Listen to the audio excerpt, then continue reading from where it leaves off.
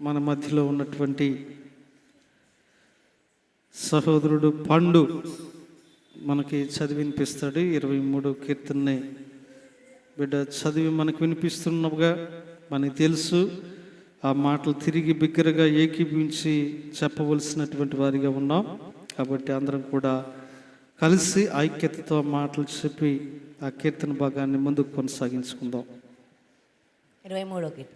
యెహోవా నా కాపరి, యెహోవా నా కాపరి, నాకు లేమి కలుగదు. పచ్చిక గల చోట్లను ఆయన నన్ను పరుండజేయుచున్నాడు. శాంతికరమైన జలముల యొద్ద నన్ను నడిపించుచున్నాడు. నా ప్రాణంనకు ఆయన సేద తీర్చుచున్నాడు. తన నామమును బట్టి నీతి మార్గములలో నన్ను నడిపించుచున్నాడు. గాఢాంధకారపు లోయలలో నేను సంచరించినను ఏ అపాయమునకు భయపడను. నీవు నాకు తోడయ్యుందువు. నీ దుడ్డు కర్రయు నీ దండమును నన్ను ఆదరించును. నా శత్రువుల ఎదుట నీవు నాకు భోజనము సిద్ధపరచుదువు. నూనెతో నా తల అంటియున్నావు. నా గిన్నె నిండి పొర్లుచున్నది. నేను బ్రతుకు దినములన్నయు కృపాక్షేమములే నా వెంట వచ్చును. చిరకాలము యెహోవా మందిరములో నేను నివాసము చేసేదను. మంచిది. చదివి వినిపించిన సహోదరుణ్ణి ఏకీభించినటువంటి మనలను ప్రభు దీవించి ఆశీర్వదించును గాక. కూర్చుందాం. కొంత కొద్దిగా ముందుకు జరిగి కూర్చోటానికి ప్రయత్నం చేద్దాం.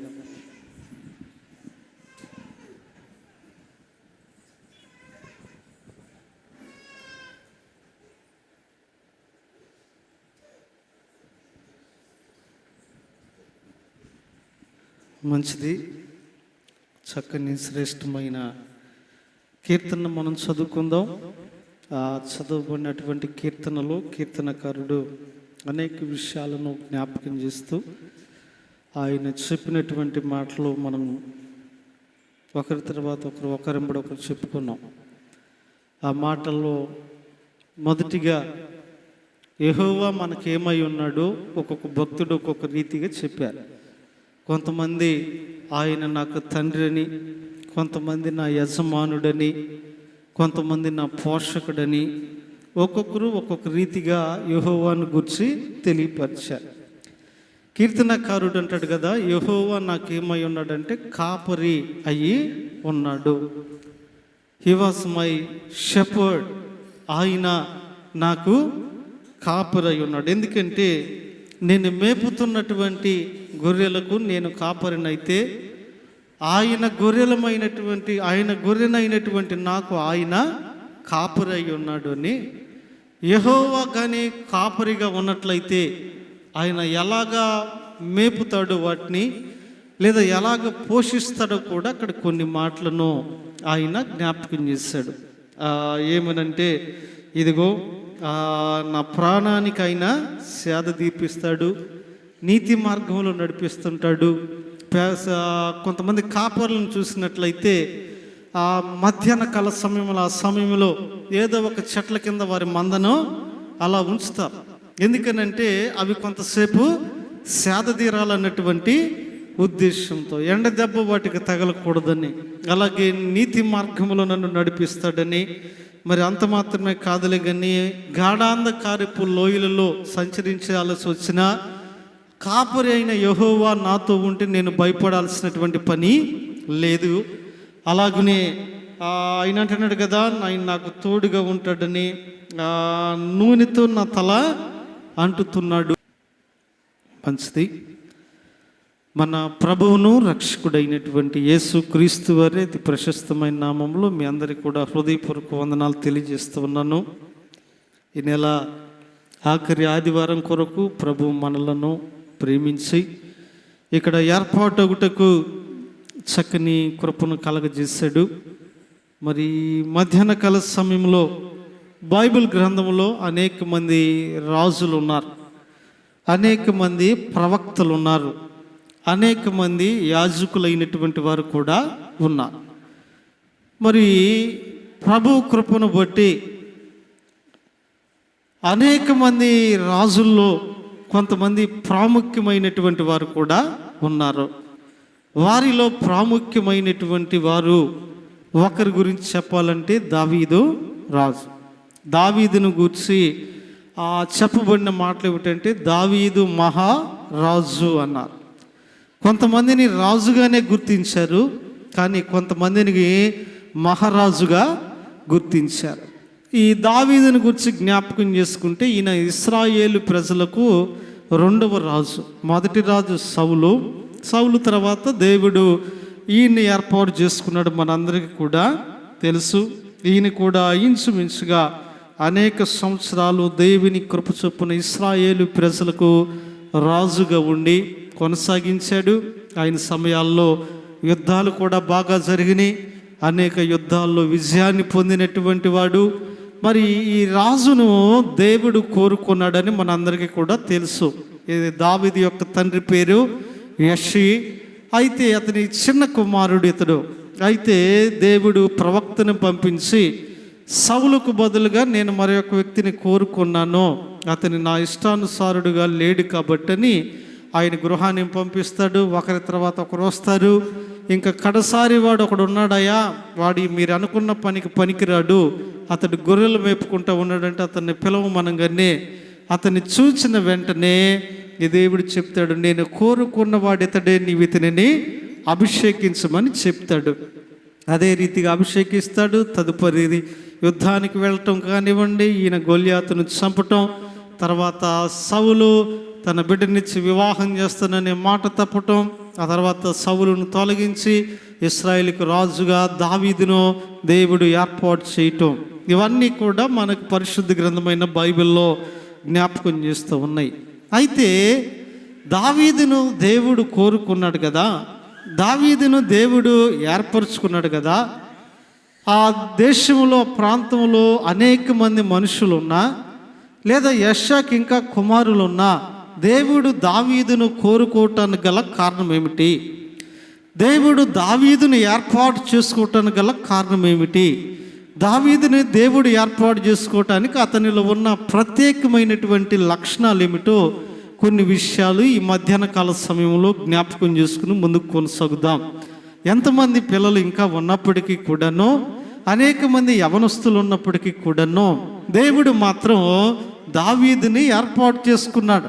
ఎందుకు ఏర్పాటు చేసుకున్నాడు? ఏమిటి అతనిలో ఉన్న ప్రత్యేకమైనటువంటి లక్షణాలు? అందుకే ప్రభు ఒక చోట అంటాడు కదా, ఇదిగో ఏర్పాటు చేయబడినటువంటి వారు అనేకులు ఉన్నారు, కానీ దేవుని ప్రణాళిక చిక్కున ఎన్నుకోబడినటువంటి వారు కొందరే అన్నాడు. కాబట్టి మధ్యాహ్న కాల సమయంలో ఎందుకు దేవుడు దావీదుని ఏర్పాటు చేసుకున్నాడు, ఎందుకు దావీదు మహారాజును కోరుకున్నాడో కొన్ని విషయాలు జ్ఞాపకం చేసుకుందాం. మొదటిగా జ్ఞాపకం చేసుకుంటే దావీదులో ఉన్నటువంటి లక్షణంలో మొట్టమొదటి లక్షణం ఏమిటంటే దావీదు దేవునికి ఇష్టానుసారుడైనటువంటి మనుష్యుడు అంట. దేవునికి స్తోత్రం కలుగునుగాక. హల్లెలూయా, ఆమె హల్లెలూయా. చూడండి, పరిశుద్ధ గ్రంథమైనటువంటి బైబిల్లో అపోస్తల కార్యములు మనం జ్ఞాపకం చేసుకున్నట్లయితే the book of act chapter 13 13వ అధ్యాయము 22వ వచనంలో అతన్ని గూర్చి కొన్ని మాటలు ఆయన అంటాడు కదా, ఇది దావీదును వారికి రాజుగా ఏర్పరచును, మరియు ఆయన నేను యెషీ కుమారుడైన దావీదును కనుగొంటిని, అతడు నా ఇష్టానుసారుడైన మనుషుడు. చాలని చదవబడినటువంటి మాటలో నేను యెషీ కుమారుడైనటువంటి దావీదును కనుగొన్నాను. అయితే అతడు ఎవరై ఉన్నాడంటే నా ఇష్టానుసారుడైనటువంటి మనుష్యుడు. దేవుడు దావీదును ఎన్నుకోవటానికి గల మొట్టమొదటి కారణం ఏమిటంటే అతడు దేవునికి ఇష్టమైనటువంటి మనుష్యుడు. ఈరోజు ప్రియమైనటువంటి దేవుని సంగమా, మనము మనుషులకు ఇష్టానుసారంగా జీవించటం కాదు, మనము వ్యక్తులకు ఇష్టానుసారంగా జీవించటం కాదు. ఈ రోజుల్లో మనుషులకు ఇష్టానుసారంగా జీవించడానికి ఆ మనిషికి ఇష్టమైన అలంకరణలాగా వేసుకుని జీవించేవారు ఉన్నారు, ఆ మనిషికి ఇష్టమైన రీతిగా మాట్లాడి జీవించేటటువంటి వారు ఉన్నారు, ఆ వ్యక్తులకు ఇష్టమైన పనులు చేసి జీవించేవారు ఉన్నారు. కానీ దేవుని వాక్యం అంటుంది కదా, దేవుని చేత మనము ఎన్నుకోబడేటటువంటి వారిగా ఉండాలంటే దేవునికి ఇష్టానుసారమైనటువంటి వ్యక్తిగా మనము జీవించాలి. మన ఆత్మీయ జీవితం ఏ రీతిగా ఉంది? దేవునికి ఇష్టమైనటువంటి వ్యక్తులుగా ఉన్నామా? ఇదిగో ఆయన పరీక్షించినప్పుడు, పరిశోధించినప్పుడు ఇదిగో మనం ఏ రీతిగా ఉన్నాం? దేవుడు ఇష్టపడేటటువంటి వ్యక్తుల గుంపులో మనం ఉన్నామా? దావీదుని గురించి దేవుడు చెప్తున్నాడు, ఇదిగో దావీదు నా ఇష్టానుసారుడైనటువంటి మనుష్యుడు. ఎందుకు దేవుడు దావీదుని అంతగా ఇష్టపడ్డాడంటే, దావీదుని గురించి రాయబడినటువంటి మాటలట, ఆయన తన మందను అడవిలోనికి తీసుకువెళ్ళి వాటిని మేపుతూ ఉన్నప్పుడు ఫీల్డ్లో ఇదిగో ఆయన ఒక పిల్లను గురువు తీసుకుని వాయిస్తూ ఎప్పుడు కూడా దేవుని స్తుతించేటటువంటి అనుభవాన్ని కలిగి ఉన్నాడు. బైబిల్లో ఒక మాట ఉంటుంది కదా, యథార్థవంతులను నేను ఇష్టపడుతున్నాను అంటాడు. యథార్థత, దావీదు జీవితంలో యథార్థత ఉంది. ఆ యథార్థతను బట్టి దేవుడు అతన్ని ఏం చేశాడు? ఇష్టపడ్డాడు. ఆయన ఇదిగో ఇష్టానుసారుడైనటువంటి మనుష్యుడని దేవుడి స్వయంగా దావీదుని గురించి తెలియపరుస్తూ ఉన్నాడు. కాబట్టి ఈ మధ్యాహ్నం దావీదు వలె మనం కూడా దేవునికి ఇష్టమైన జీవితాన్ని జీవించాలి. ఎలాగుంటే దేవునికి ఇష్టలుగా ఉంటామో ఆ రీతిగా జీవించడానికి ఇష్టపడాలి. ఎందుకంటే మనుషులకు ఇష్టంగా జీవిస్తే వారి ప్రేమ కొంతకాలమే, వారి యొక్క కనికరము కొంతకాలమే. ఏదో ఒక రోజు ఆ ప్రేమ తరిగిపోయిద్ది, ఆవిరైపోయిద్ది.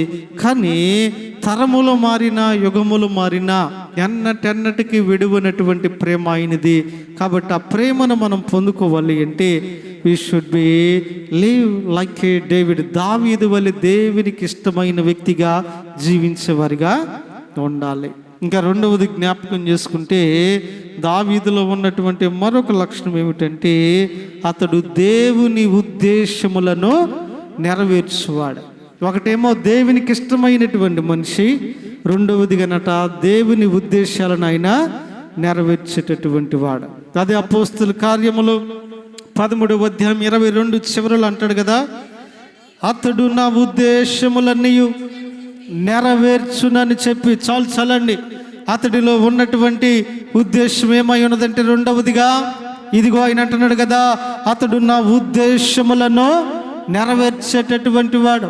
ఈరోజు దేవుని మందిరానికి వస్తున్నావు, దేవుని సంఘములో ఉంటున్నావు, దేవుని ఉద్దేశాలు నెరవేర్చేటటువంటి అనుభవాలు మనలో లేవు.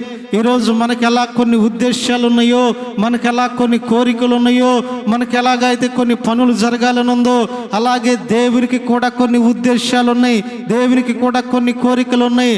అవి మనము నెరవేర్చాలని ప్రభువు ఎదురు చూస్తూ ఉన్నాడు. ఈరోజు దావీదు వలె దేవుని ఉద్దేశాలు నెరవేర్చేటటువంటి వారిగా ఉన్నామా? దేవుని ఉద్దేశాలు నెరవేర్చడానికి మనం ఏ రీతిగా జీవించే వారిగా ఉన్నాం? ఇదిగో దేవుని ఉద్దేశమో నువ్వు పాటలు పాడి దేవుణ్ణి ఆరాధించాలనేమో, అందుకే నీకు వరం ఇస్తే నువ్వేం చేస్తున్నావు? నేను ఈ వారం పాడలేను, ఈ వారం పాటల పుస్తకం తేలేదు, ఈ వారం అలాగ ఉంది, ఈ వారం ఇలాగుందని చెప్పేటటువంటి సాకులు చెప్పేటటువంటి వారు లేరా? దేవుని ఉద్దేశమును ప్రార్థన చేయాలనేమో, ఇదిగో నువ్వు అనుకుంటావు ఈ వారం నేను ప్రార్థన చేయలేను, ఈ వారం చేయటానికి నాకు గొంతు బాలేదు, నాకు నడిపింపు రాదని చెప్తా. దేవుని ఉద్దేశం వాక్యం చదవాలనేమో, దేవుడు చదవాలని తలాంతి నీకు ఇస్తే నువ్వేం చేస్తున్నావు? చదవట్లేదు. ఎందుకనంటే ఇదిగో నా స్వరం వింటే జనమో నవ్వుతున్నారన్న, ఎగతాళి చేస్తున్నారన్న. ఈ రోజున మన పట్ల దేవునికి కొన్ని ఉద్దేశాలు ఉన్నాయి. ఆ ఉద్దేశాలు మనం నెరవేర్చేవారిగా ఉండాలి. దావీదు దేవుని ఉద్దేశాలు ఏం చేశాడంట? నెరవేర్చాడు. సాకులు చెప్పలేదు. ప్రభువు అయ్యా నీవు ఈ పని చేయాలి, ఇలా జరిగించాలని చెప్పినప్పుడు దాని కొరకు సాకులు వెతకలేదు. మోషేకులాగా మోషేతో ప్రభు మాట్లాడినప్పుడు మోషే సాకులు చెప్పాడు. మొదటిగా అయ్యా నేను నత్తివాడిని, నోటి మాంద్యము గలవాడిని, చదువుకోలేదు, నేను వెళ్ళలేను, నేను చెయ్యలేను అన్నట్లుగా అయినా చెప్పాడు. ఇదిగో దేవుడు తనతో ఉద్దేశం చెప్పి నీవు ఈ పని చేయాలి మోసెస్ అంటే ఆయన అన్నాడు కదా, ఆయన సాకులు ఎత్తుకున్నాడు. కానీ దావీదు అలా కాదట, దేవుని ఉద్దేశములను నెరవేర్చినవాడు. ఈరోజు సంఘములో ఉన్న ప్రతి ఒక్కరి పట్ల దేవునికి ఒక ఉద్దేశము ఉంది. ఆ ఉద్దేశం నువ్వు నెరవేర్చాలి. నువ్వు కోరుకున్నటువంటి వ్యక్తుల్లో చేర్చబడాలంటే, మనం ఎన్నుకున్న వ్యక్తుల్లో ఉండబడాలి అంటే, మనము రెండవదిగా దేవుని ఉద్దేశాలను నెరవేర్చేటటువంటి వారిగా ఉండాలి. కొన్నిసార్లు దేవుని ఉద్దేశాలు కష్టంతో కూడుకున్నవచ్చు, కొన్నిసార్లు ఆ సమయంతో కూడుకున్నవి ఉండొచ్చు, కొన్నిసార్లు ఖర్చుతో కూడుకున్నవిగా కూడా ఉండొచ్చు. కానీ తప్పదు, దేవుని ఉద్దేశం కాబట్టి we should go forward, we step move on అంటున్నాడు. మనం అనుకున్నాం ఇందాకే పాస్టిక్ స్పేస్ జరగబోతున్నాయి. దేవుని ఉద్దేశము ఇదిగో అందులో నీవు ఉండాలని, దేవుని ఉద్దేశము అందులో నీవు నలగొట్టబడాలని, దేవుని ఉద్దేశం అందులో నీవు కన్నీరు కార్చాలని, దేవుని ఉద్దేశము అందులో నీవు సువర్ణము వలె కనపడాలని. దేవుని ఉద్దేశం అదైతే మన ఉద్దేశాలు ఏ రీతిగా ఉన్నాయి? ఆ ఉద్దేశాన్ని నెరవేర్చేటటువంటి వారిగా మన ఆత్మీయ జీవితం ఉందా? ఏ రీతిగా ఉన్నది? దావీదుని గురించి దేవుడు అంటున్నాడు, అతడు నా ఉద్దేశములను నెరవేర్చేటటువంటి వాడు అంటా ఉన్నాడు. ఒకటి, దావీదు దేవునికి ఇష్టానుసారుడైన మనుషుడు. రెండు, దేవుని ఉద్దేశాలను కూడా నెరవేర్చేటటువంటి వాడు. ఆ ఉద్దేశాలు కూడా ఎలాగంటే, దేవుడు చెప్పినట్లుగా దేవుని ఉద్దేశాన్ని నెరవేర్చాడు. ఒక పని ఇలా ఈ రీతిగా చేయమని చెప్తే అదే రీతిగా చేశాడే కానీ ఎక్కడ కూడా ఆయన జ్ఞానాన్ని ఉపయోగించి, ఆయన శక్తిని ఉపయోగించి ఆయన చేయలేదు. కొంతమందికి కొన్ని పనులు చెప్పినప్పుడు అవి ఎలాగుంటాయి అంటే, వారి ఉద్దేశ ప్రకారం చేయటానికి ఇష్టపడతారు. ఇప్పుడు ఉదాహరణకి నేను ఉన్నాను, కైలాసగిరి ప్రాంతం వెళ్ళాలనుకోండి. అబ్బాయి పలానా ప్రాంతానికి వెళ్ళాలి, ఇదిగో ఇది తీసుకెళ్ళి అక్కడ పెట్టిరండి అని ఎవరికైనా నేను చెప్పాను అనుకోండి. అక్కడికి వెళ్ళేటప్పుడు ఈ రూట్ గుండా ఇలాగ వెళ్ళండి అని ఒక రూట్ చెప్పాను. అక్కడికి వెళ్ళటానికి మరొక దారి కూడా ఉంది. మనం పేరేచర్ల డొంకలోకి వెళ్తే డొంక దగ్గర ఒక అడ్డ రోడ్డు ఉంది. అడ్డ రోడ్డు నుంచి వెళ్తే అటు వెళ్ళిపోతాం. ఇప్పుడు వెళ్ళటానికి 2 మార్గాలు ఉన్నాయి. నా ఉద్దేశం ఏంటి, వీళ్ళ రోడ్డు మార్గం గుండా వెళ్ళాలని చెప్పారు. వారికి ఒక ఉద్దేశం ఉంది, అదేంటి, ఇదైతే షార్ట్ కట్ కదా, తొందరగా వెళ్ళిపోతామన్నది కూడా వారి ఆలోచన. ఇప్పుడు వారి ఆలోచన ప్రకారం వారు వెళ్ళారు. నేను చెప్పింది కూడా అక్కడికి వెళ్ళమని. కానీ అక్కడ నా ఉద్దేశం ఏంటంటే వీరు రోడ్డు మార్గం గుండా వెళ్ళాలని. వారి ఉద్దేశం అంటే షార్ట్ కట్లో మేము వెళ్ళాలి, ఎటు వెళ్ళినా గమ్యం అదే, అక్కడే చేర్చుకుంటాం. కానీ ఇక్కడ ఏంటంటే, ఒకవేళ మార్గం మధ్యలో వెళ్ళేటప్పుడు ఎవరైనా ఉన్నారు అక్కడ మన కోసం ఎదురు చూస్తున్నారు, ఎక్కించుకు వెళ్ళని నేను చెప్పొచ్చేమో. ఒకవేళ మార్గం దగ్గర పలానా వాళ్ళు ఎదురు చూస్తున్నారు, వారిని కూడా తీసుకెళ్ళండి అని అక్కడ అప్పు చెప్పండి అని చెప్పొచ్చేమో. కానీ వీరికి ఒక ఉద్దేశం ఉంది, ఏంటంటే చెప్పిన గమ్యానికి వెళ్ళటమే. ఇప్పుడు వారి గమ్యం ప్రకారం వెళ్ళినా, నేను చెప్పిన గమ్యం ఉద్దేశ ప్రకారం వెళ్ళినా ఒకే చోటుకు చేరుకుంటారు. కానీ ఇదిగో నేను చెప్పిన ఉద్దేశ ప్రకారమే వారు ఏమేవాళ్ళై వెళ్ళాలి, ఆ మార్గం గుండా వెళ్ళటానికి లేదు. ఈరోజు మనలో కూడా చాలామంది ఇదిగో దేవుని ఉద్దేశము చొప్పున కాకుండా మన ఉద్దేశం చొప్పున దేవుని పని చేయటానికి ఇష్టపడుతున్నారు.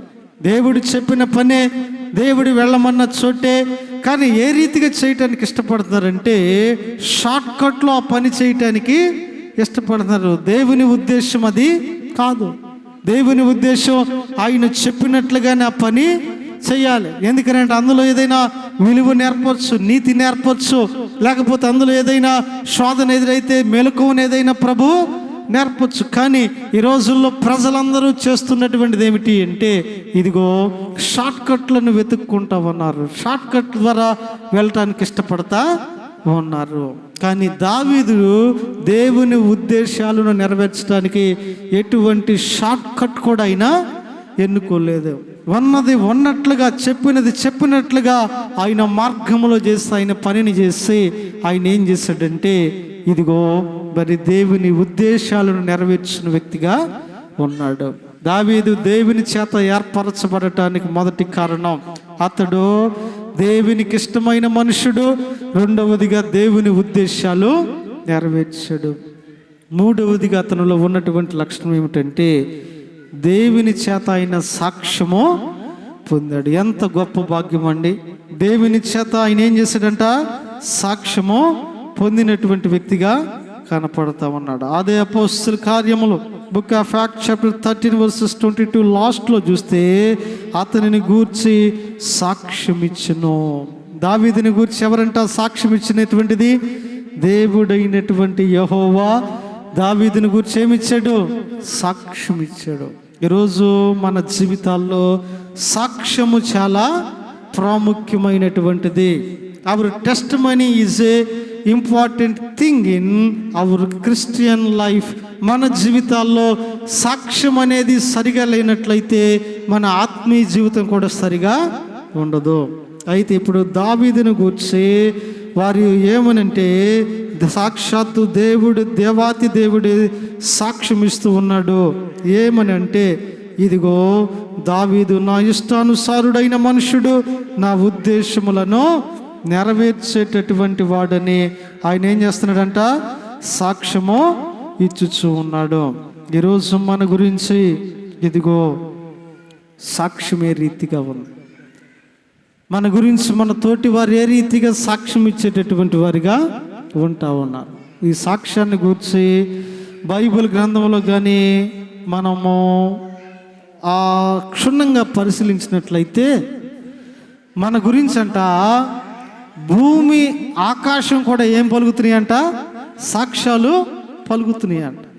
మనుషులు ఎవరు చెప్పనవసరంలా.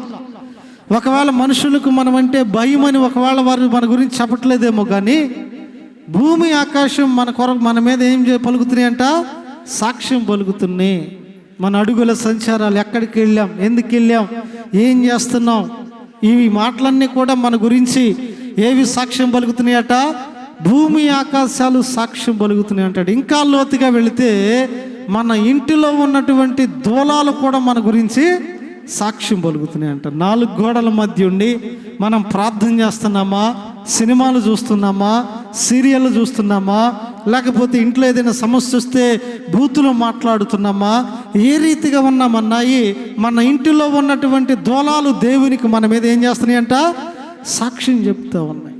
ఒకవేళ ఇంటిలో నీ తోటి వారి గురించి ఏదైనా అబద్ధపు మాటలు చెప్తున్నావా, నీ తోటి వారి గురించి ఏదైనా అపనిందలు వేస్తున్నావా, వీటన్నిటి గురించి కూడా మన ఇంటిలో ఉన్నటువంటి దూలాలు కూడా దేవునికి సాక్ష్యము పలుకుతున్నాయి అంట. కాబట్టి అందుకనే మనం చాలా జాగ్రత్తగా ఉండాలి అనేటటువంటిది. భూమి ఆకాశం సాక్ష్యం చెప్తుంది, చివరికి మన ఇంటిలో ఉన్న దూలాలు కూడా మన కొరకు సాక్ష్యం చెప్తుంది. అంటే మన వ్యక్తిగత జీవితాన్ని మనము కాచుకునేటటువంటి వారిగా ఉండాలి. ఈరోజు ఇంటిలో ఉన్నప్పుడు నన్ను ఎవరు చూడట్లేదులే, nobody as not observing me అనుకుంటున్నాం, కానీ మన ఇంటిలో ఉన్నటువంటి దూలాలు కూడా మనను గమనిస్తుంది. అందుకే అప్పుడప్పుడు కొంతమంది పెద్దలు సామెత ఒక మాట అంటుంటారు, జాగ్రత్త గోడలకు కూడా చెవులు ఉంటాయి. ఆ గోడలోని రాళ్ళు కూడా మన గురించి ఏం చేస్తాయంట? సాక్ష్యం ఇస్తున్నాయి. ఎందుకంటే దేవుడు వాటికి ఆ శక్తి ఇచ్చాడు. ఆ టైం వచ్చినప్పుడు అవి ఏమవుతాయి? ఓపెన్ అవుతాయి. అవి నోరు తెరస్తాయి, మన గురించి అవి ఏం చేస్తాయి? సాక్ష్యం చెప్తాయి అండి. ఎందుకంటే ఆ రోజు హేబేలు యొక్క రక్తము కూడా మొర్రపెట్టింది కదా, సాక్ష్యం చెప్పలేదా?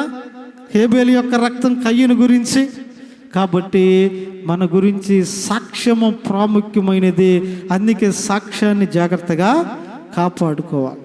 సేవకులుగా అభిషేకించిన తర్వాత సేవకులు మొట్టమొదటిగా చెప్పే మాట ఏంటంటే, అయ్యా నువ్వు ఏ ప్రాంతంలోకి సేవకు వెళ్ళినా ఆ ప్రాంతంలో నీ సాక్ష్యాన్ని జాగ్రత్తగా కాపాడుకో, నీ సాక్ష్యాన్ని జాగ్రత్తగా కాపాడుకో.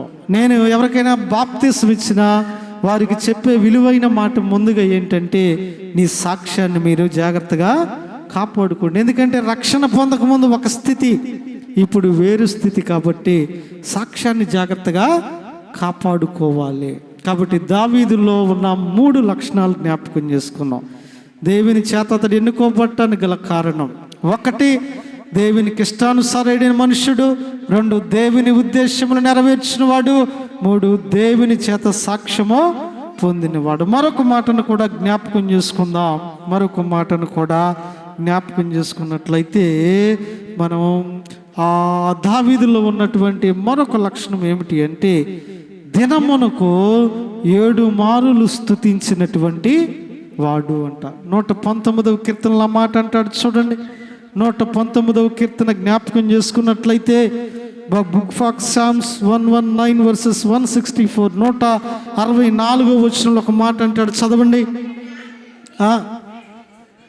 దినమునకు 7 మారులు నేను నిన్ను స్తుతించుచున్నాను. చాలండి, దేవునికి స్తోత్రం కలుగును గాక. హల్లెలూయా, ఆమె హల్లెలూయా. దావీదును దేవుడు కోరుకొనటానికి మరొక ప్రాముఖ్యమైనటువంటి లక్షణం ఏమిటి అంటే ఆయన దినమునకు 7 మారులు దేవుణ్ణి ఏం చేస్తూ ఉన్నాడంట, స్తుతిస్తా ఉన్నాడు. ఎంత గొప్ప అలవాటు, ఎంత గొప్ప లక్షణం అండి. మనం ఆదివారం ఒక్క పూట స్తుతించడానికి కష్టపడిపోతున్నాం, ఆదివారం ఒక్క పూట స్తుతించడానికి అల్లాడిపోతూ ఉన్నాం. కానీ దావీదులో ఉన్న లక్షణం ఏమిటంటే దినమునకు 7 మారులు ఆయన ఏం చేశాడంటే దేవుణ్ణి స్తుతించేటటువంటి వాడు. 7 మారులు ఆయనను స్తుతించేటటువంటి అనుభవాన్ని కలిగి ఉన్నటువంటి వాడు. దినమునకు 7 మారులు స్తుతించడం. స్తుతి అంత గొప్పదే. స్తుతించడం అంటే ఏంటి, నార్మల్గా పెదాలతో ఆయన గణపరచడమే కదా అన్నట్లుగా మనం అనుకుంటాం. కానీ స్తుతిలో ఉన్నటువంటి గొప్ప శక్తి ఏంటంటే ఎరికో గోడలను సైతం కూలగొట్టిన శక్తి స్థుతిలో ఉంది. ఎరికో గోడలను కూడా స్థుతి ఏం చేసింది, కూలగొట్టింది. బలమైన గోడలు, ఎత్తైన గోడలు, శక్తి సామర్థ్యంతో కట్టబడినటువంటి గోడలు 6 మార్లు తిరిగారు, 7వ మారు బోరోది స్తుతించారు. వాటంతటా ఎరికో గోడలో కూలిపోని ఆ స్థుతిలో గొప్ప శక్తి ఉంది. అందుకనే ప్రభు యేసుక్రీస్తు వారు కూడా యోధా గోత్రంలో జన్మించాడు. యోధా అనగా అర్థం ఏంటి, స్తుతి అని అర్థం. అందుకే ఆయన జన్మించిన గోత్రం కూడా స్తుతి గోత్రం. కాబట్టి దినమునకు ఆయన 7 మారులు స్తుతించేటటువంటి వాడు. ఈ రోజున మనం కూడా సమయము దొరికినప్పుడల్లా ఎన్ని మారులు అన్నిసార్లు అని కాదులే కానీ దేవునిని స్తుతించేటటువంటి అనుభవాన్ని కలిగినటువంటి వారిగా ఉండాలి. అవకాశం ఉన్నంత వరకు కూడా దేవుని స్తుతించేటటువంటి వారిగా ఉండాలి. దేవుడిచ్చిన అవకాశమును బట్టి ఎప్పుడు కూడా ఆయనను స్తుతించేటటువంటి వారిగా ఉండాలి. కాబట్టి 4 విషయాలు. ఒకటేమో ఇదిగో దేవుని చేత సాక్ష్యం పొందాడు, అంత మాత్రమే కాదులే దేవుని ఉద్దేశాలు నెరవేర్చాడు, అంత మాత్రమే కాదు దేవునికి ఇష్టానుసారుడైన మనుషుడు. 4వదిగా దేవునిని 7 మారులు దినానికి స్తుతించినటువంటి వాడు. ఇంకా 5వదిగా జ్ఞాపకం చేసుకుంటే దినమునకు 3 మారు అయిన ప్రార్థన చేసేవాడంట. కీర్తన గ్రంథం 55వ అధ్యాయంలో, కీర్తన గ్రంథం 55వ అధ్యాయం 17వ వచనాన్ని జ్ఞాపకం చేసుకుంటే అక్కడ ఆయన అంటాడు కదా, సాయంకాలమున, ఉదయమున, మధ్యాహ్నమున నేను ధ్యానించుచు మొర్ర పెట్టుకొందను. చాలండి. ఆయనట రోజుకి ఎన్నిసార్లు ప్రార్థన చేసేవాడంటే 7 మార్లు స్తుతించేవాడు, 3 మారు ప్రార్థన చేసేవాడు. అక్కడ అన్నాడు కదా, సాయంకాలమున, ఉదయమున, మధ్యాహ్నమున నేను మొర్ర పెట్టుకొందును అంటున్నాడు. చూసారా, ఈ రోజున దావీదు జీవితాన్ని జ్ఞాపకం చేసుకుంటే ఆయనలో ఉన్నటువంటి మరొక ప్రాముఖ్యమైనటువంటి లక్షణం ఏమిటి అంటే దినమునకు 3 మారు అయిన ప్రార్థన చేసేటటువంటి వాడు. మనం రోజుకి ఎన్నిసార్లు ప్రార్థన చేస్తున్నాం అమ్మ? రోజుకి ఎన్నిసార్లు ప్రార్థన చేసేవారిగా ఉన్నాం? అయ్యా నేను రోజుకి ఒక్కసారైనా ప్రార్థన చేస్తానన్న వారు చెయ్యతన్నమ్మ చూద్దాం. నేను రోజుకి అసలు ఒక్కసారైనా ప్రార్థన చేస్తాను అన్నటువంటి అమ్మా, ఒక్కసారే చేస్తున్నారా? మంచి, చాలామంది చెయ్యెత్తగలిగారు, చాలా మంచిది. కానీ ఈ రోజున ఎంతమంది చేతులు ఎత్తబడి ఆయన చూశాడు. మరి ఇందులో ఉన్నటువంటి ఈ పిల్లర్స్ కూడా చూసిన ఒకానొక రోజు ఇవి కూడా మన మీద సాక్ష్యం పలుకుతాయి. మరి అది జ్ఞాపకం ఉంచుకోండి. చాలామంది చేస్తున్నామని చెయ్యెత్తారు, మంచిదే. కానీ దేవుని వాక్యం అంటుంది దావీదు వలె మనం కూడా దినమునకు 3 మారు ప్రార్థన చేసేటటువంటి వారిగా ఉండాలి. ఎందుకంటే మనకు 3 పూటలు ఉన్నాయి. ఉదయం ఉంది, మధ్యాహ్నం ఉంది, సాయంకాలం ఉంది. కానీ చాలామంది మనలో ఎప్పుడు ప్రార్థన చేస్తామంటే, ఒక దేవుని సేవకుడు చెప్పినట్లుగా భయం కలిగినప్పుడు, ఆందోళన కలిగినప్పుడు, నిద్ర పట్టనప్పుడు భక్తి ఎక్కువైపోయి ఒక పెద్ద బైబిల్ తెచ్చి దిండి కింద పెట్టుకుని మరి ప్రార్థన చేస్తాం. ఆ సమయం రాకముందే మనం ఏం చేయాలంటే దినమునకు ముమ్మారు ఏం చేయాలట? ప్రార్థన చెయ్యాలి. అందుకనే దావీదుని గురించి దేవుడు అంటున్నాడు, ఇదిగో అతడు దినమునకు ముమ్మారు ప్రార్థన చేసినటువంటి వాడు. కొంతమంది దీనిలో అలవాటు అయిపోయినటువంటి వారు ఉంటారండి. వారు ప్రార్థన చేయకుండా ఉండలేరు ఆ సమయం అయితే. కొంతమంది అలవాటు అయిపోయినటువంటి వారు ఉంటారు ఇందులో. వారు ఆ సమయానికి ప్రార్థన చేయకుండా ఉండలేరు. ఏదో ఒక రీతిగా ఏదో పరిస్థితిలో ఒక 5 నిమిషాలన్నా మోకరించి వారు ప్రార్థన చేయవలసినటువంటిదే.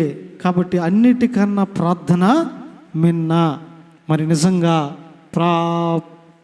మొన్న మధ్య కొటేషన్ చదివా.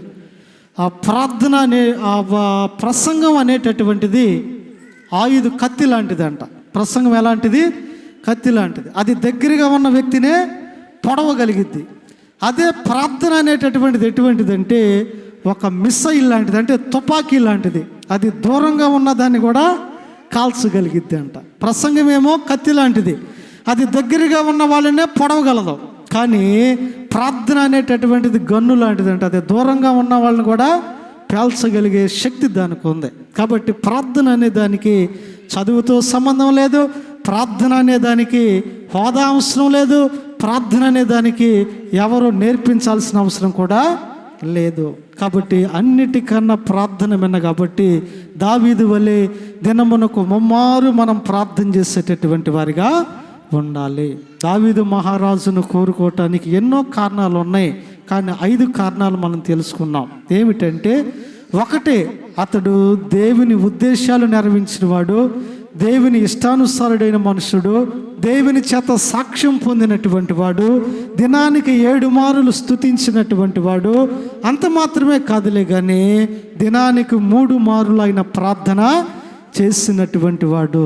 కాబట్టి ఈ రోజున దావీదు వలె మనము కూడా ఎన్నుకోబడినటువంటి వ్యక్తులలో ఒకరిగా ఉండాలి అంటే, దావీదు వలె మనం కూడా ఏం చేయాలంటే దేవుని చేత ఎన్నుకోబడిన వ్యక్తి వలె ఉండటానికి, ఆయన ద్వారా సాక్ష్యం పొందిన వ్యక్తులుగా ఉండటానికి, లేదా దినమునకు ముమ్మారు ప్రార్థన చేసేవారిగా 7 మారులు స్తుతించేవారిగా మనము ఉండటానికి ఇష్టపడినట్లయితే మనము కూడా దావీదు వలె ఏర్పరచబడిన వ్యక్తుల లిస్టులో ఉంటాం. దావీదు ఏర్పరచబడ్డాడు దేవుని చేత అంటే దావీదులు ఇటువంటి ప్రత్యేకమైనటువంటి కారణాలు ఉండబట్టే ఆయనను దేవుడు ఎన్నుకున్నాడు, ఏర్పాటు చేసుకున్నాడు, గొప్ప నాయకుడిగా తీర్చిదిద్దాడు. ఇంకా అనేక కారణములు ఉన్నప్పటికీ కూడాను సమయాన్ని బట్టి ముగించి వేస్తాను. ఇంకా బైబిల్లో లోతుగా చూసుకుంటే మీరు తర్వాత కీర్తన 5:3 అంటాడు, ప్రతి ఉదయం ఆయన కంఠస్వరం దేవునికి వినిపించేవాడంట. ప్రతి ఉదయం కూడా ఆయన కంఠస్వరం దేవునికి వినిపిస్తాడు. ఉదయం లెగవంగానే కంఠస్వరం దేవునికి వినపడతా ఉంటుంది. మరి నిజంగా ఉదయం లెగవంగానే మన కంఠస్వరాన్ని దావీదు వలె దేవునికి వినిపించేవారిగా ఉండాలి. కొంతమంది లెగవంగానే కంఠస్వరం వినిపిస్తారు, లెగవటం కొంతమంది బూతులు ఎత్తుకుంటారా? వాళ్ళు లేచిన వాళ్ళు చక్కగా పని చేసుకోకుండా ఆ భర్తనో పిల్లలు లెగవలేకపోతే ఏం చేస్తామంటారు? తిట్టుకుంటా, బూతులు తిట్టుకుంటా, కసురుకుంటా దేవునికి ఆ స్వరాన్ని పొద్దున్నే వినిపిస్తూ ఉండేటటువంటి వారు. కొంతమంది లెగవటమే అసలు ముందు డైరెక్ట్గా సినిమా పాటలు పెట్టుకుని పనిచేసి బ్యాచ్ ఉంటారు. లెగవటం ఏంటి?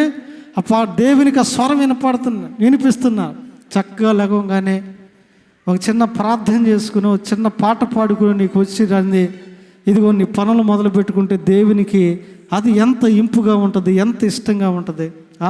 లెగవటం ఇక చూసుకోండి, ఒక్కొక్క కుటుంబంలో ఒక్కొక్క రీతి అయినటువంటి పరిస్థితులు. కానీ దావీదు ఉదయమునే తన కంఠస్వరము దేవునికి వినిపించేవాడు. ప్రార్థన ద్వారానో, వాక్యము ద్వారా చదువుట ద్వారానో, లేదా పాట పాడట ద్వారానో ఆయన కంఠస్వరం దేవునికి వినిపించేవాడు అంటారు. కాబట్టి దావీదులు ఇటువంటి ప్రత్యేకమైన లక్షణాలు ఉన్నాయి. కాబట్టి దావీదును రాజుగా ఎన్నుకున్నాడు, మహారాజుగా, ఒక చక్రవర్తిగా ఆయనను దేవుడు నడిపించాడు.